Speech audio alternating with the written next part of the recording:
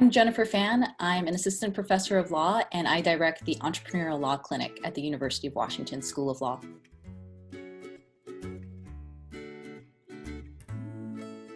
During the pandemic, the most common legal issues I see have to do with companies not being able to meet the terms of existing contracts, or companies, unfortunately, are facing the threat of going out of business.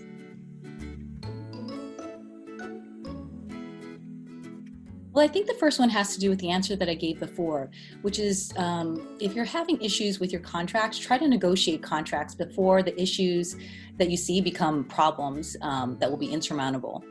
Second, I would say stick to the fundamentals regarding good corporate governance. So that means things like keeping good records, keeping your personal bank account separate from the company account.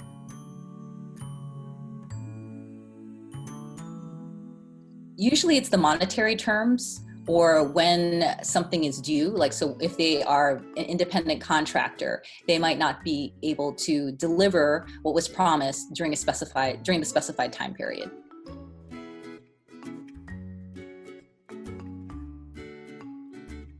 You know, the pandemic has really upended our lives in many ways. And I feel that a lot of the contractual issues that companies are facing now won't be as much of an issue once the pandemic is over, because the supply chains are not disrupted, people's work schedules aren't in disarray because they have childcare issues and so forth. So I hopefully it'll return back to normal from a contractual perspective at least.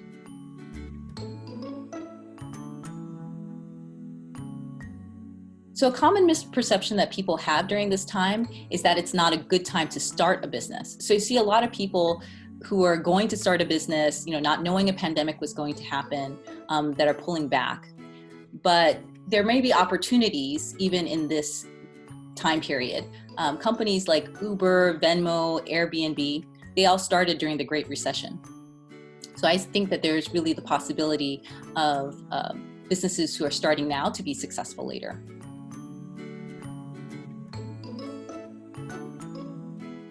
I think businesses are going to have to be more disciplined, whether it's in the business sense and how much they're spending, to putting their legal infrastructure in place earlier. So I do see some positives because, again, discipline is going to be key during this time period in order to succeed as a new business. So if you have those fundamentals in place early on, I think that creates the groundwork for greater success.